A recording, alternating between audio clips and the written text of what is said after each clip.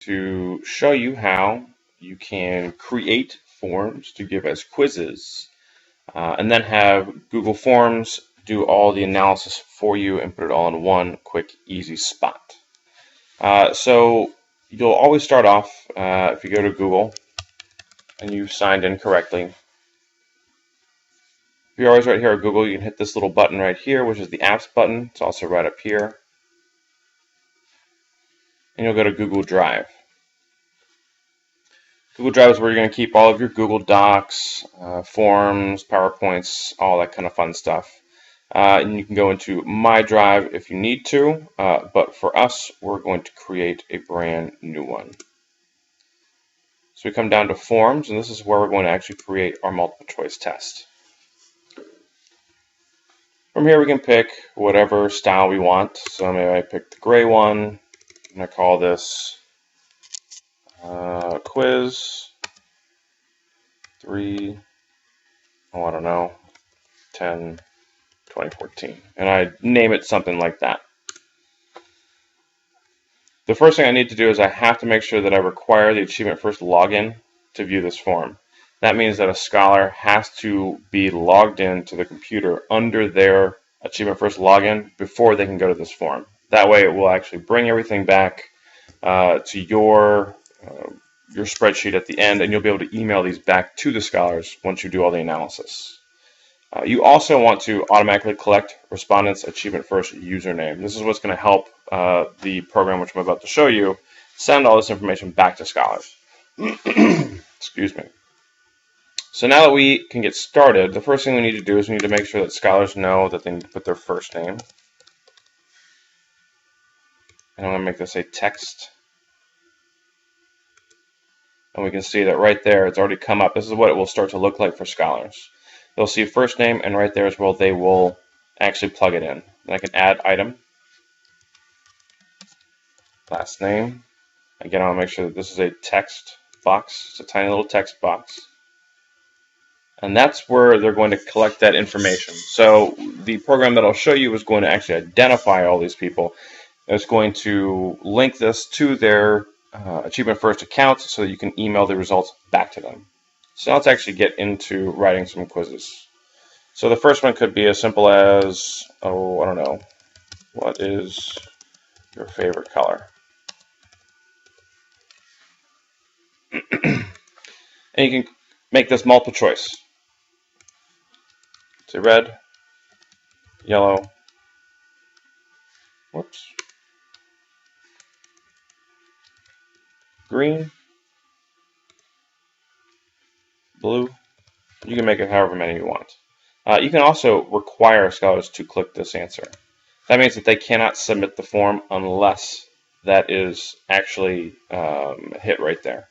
I suggest that you do this because scholars will want to press enter after they go through these problems sometimes. And if they press enter, it will submit the form. So if you require them to hit every single question, then they'll still submit the form, but it won't actually go through until they have answered every single question. And we hit done. We see those little asterisks up here. That means that that is a required question. I can also come down and I can ask an open response, like a short answer. So what is 3 times 6? And I'm going to leave this just as is, as a text box. Require the question, and done.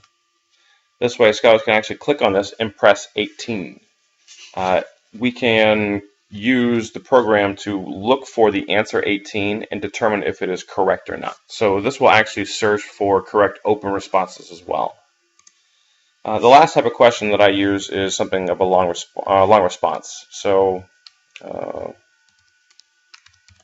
explain how you determined your answer. Well, pretty common open-ended response. For here, I put paragraph text. And in here, scholars can write out a long response, of which we're going to have to manually look at and grade.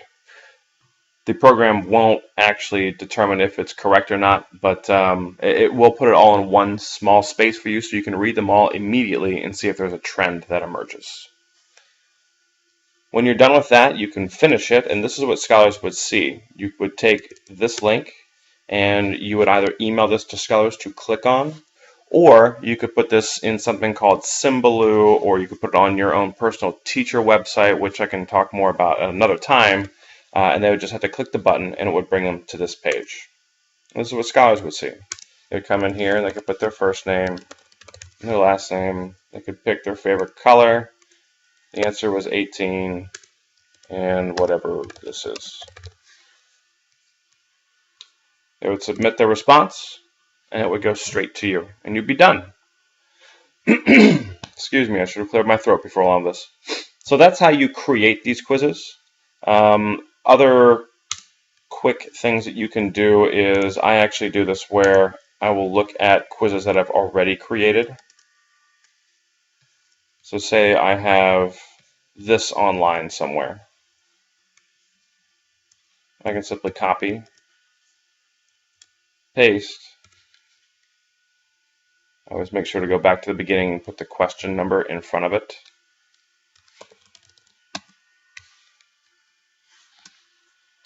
I know it's multiple choice, so I can click multiple choice, and I can quickly just copy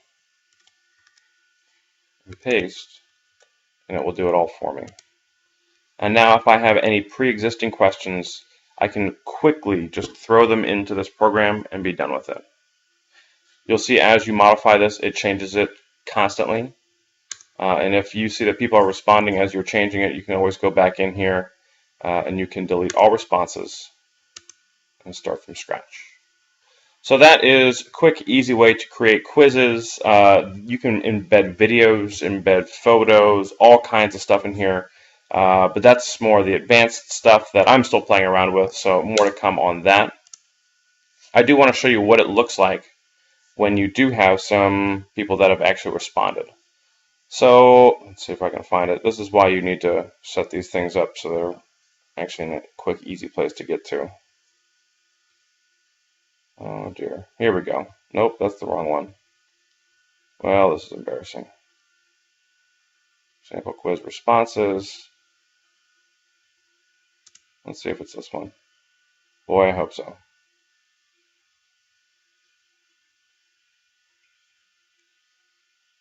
This looks like, yep. So this is one that I've already made. Sorry for the delay there. I did already respond to this quiz a bunch of times as different people, so you can see what the analysis looks like. So this is actually going to be a very key step, is that when you do create your final answer or your final quiz, you want to make sure that you respond to it with all the correct answers. So I might say answer key. This sum right here, the answer is 3/4. Right here, the answer is no, they represent 5/10 and 5/100. The answer right here should be 6. The answer right here should be 1/4. This is going to be very key, is that whatever you put your formatting is what you need scholars to exactly put in. So if this is a fraction, they would have to put it in exactly like this, 1/4. If this is like a word response, then they would actually have to spell it correctly. And then down here, it doesn't really matter what I say, because I'm not going to ask the program to determine what the answer is. So once I've done that, I've submitted that. Now what I'm going to do is I'm actually going to do my analysis. So I'm back here at my sample quiz where I've created the quiz. And now I want to actually review the responses. When I hit this, this shows me all the different people that took the test and all the responses that they had. You can see I put some random people's names in here. They look familiar, I'm sure. Whoops. And I don't want to grade all this on my own, so what I'm going to do is I'm going to ask this to do it for me. To do that, I'm going to go to Tools. I'm going to go to Script Gallery. And this is just the one hassle that you have to do every single time you actually have to search for the program. It's called Flubaroo. And it comes up right here, and you install it. It'll take just a second. We continue. It wants to make sure that it can view my Google stuff. Yep, that's fine. I close, and now I have a little tab up here called Flubaroo. So now I'm going to ask that this grades everything for me. It runs the script. The first thing it wants to know is first name, last name, username. It automatically will say, like, all right, it's trying to identify who the student is. It does this usually for you. For this one right here, you can see that I made a mistake and that there's something right here, but there's not an actual question. So I'm just going to tell it to skip grading. I don't want it to grade this random thing. I do want it to grade question 1, 2, 3, and 4. Question 4 is an open response. It was that answer 1/4. However, question 5 is that open response that is going to be super long, and I don't want it to grade that. So I'm going to ask it to skip grading for that one too. If I want, I can make these worth more points, less points. I'm just going to put them all as 1 point for right now. So that's the first step, is that we want to make sure that it identifies the student and that we're just grading the things that we are requiring from scholars. Again, this will happen every once in a while. I'm glad it actually did this, so I didn't plan for it to do that. But if you see a blank right there, just have it skip it. And we continue. Now it wants to know what the answers are. So remember, I went through and I answered this already. I answered as me, Robert, Nick, Peter, and Rebecca, and then I just did it on this webcast as answer key. That's going to be the one that I want it to click. I'm going to say whatever the answers are in answer key, that is what I want to be the correct answers. Just going to think about it for a minute, hopefully not for too long. And then it's done grading my assignment, and it will give me all of my grades. Now I can see up here immediately that out of the 4 points that I have allowed it to grade for, the average was 2, so 50%. 5 people have actually responded to this. And we can see that my name is not highlighted, which means that I did decently. Shocking, I made myself do better than everyone else. And I can see Robert had a 50, Nick had a 50, Peter had a 25, sorry Peter, and Rebecca had a 50. And it will do my item analysis too. This is that blank. Again, I don't know what happened right here, but I didn't make it graded, so it didn't count against the kids. I can see for question 1, who got it right, who got it wrong, and about an 80% proficiency. 60% proficiency with question 2, 20% proficiency question 3, and question 4, I see that only Robert and I got the question right. So a quick, easy way that you can just take these numbers and you can plug them into Infinite Campus. Now, if you really want to do some item analysis and you want to see how scholars did with everything, I always forget where this is. You go to Form, and you go to Show Summary of Responses. This takes the kids completely out of it, and this is where I do most of my data analysis. This will show me who actually took it, but then for question 1, I know that the answer is supposed to be 3/4, and the majority of people picked 3/4. Only one person, or a small majority, picked 9/15, which was a common mistake. So I don't need to really do anything about that one. For this question, I see that most people picked the right answer, but a couple more people are picking the incorrect answer. For this one, I see that I have a major misconception. Most people are picking 2/3 because they're multiplying 2 times 1/3. Whereas they should be dividing 2 divided by 1/3 to give me an answer of 6. When I see something like this is a key indicator for me. I need to review this with the class. And then down here, this will only show you the different responses that you see. It won't actually count it up. So for question 4, I get to see all the different responses that people had. So a couple people picked 1/4. I made sure that a couple people picked 1/2 and one person picked 1. This is not going to give me the breakdown. It's just going to show me the different answers that people submitted. And then finally, the long responses where I can go down and actually read them all. It puts them all in one space for me so that I can read through them all very quickly and try and see if I can find a trend for this question and see if I need to review this question. That's everything. So I hope you enjoyed it. Again, it's got all this fun stuff here for you. Flubaroo, you're going to have to actually go through and download to your quiz results every time. But again, I just showed it's pretty simple and pretty quick. Best part is I can go back here and I can email my grades back to all the kids.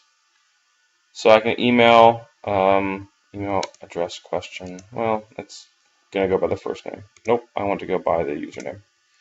And then I can even send a message back to everybody. Good job with the quiz.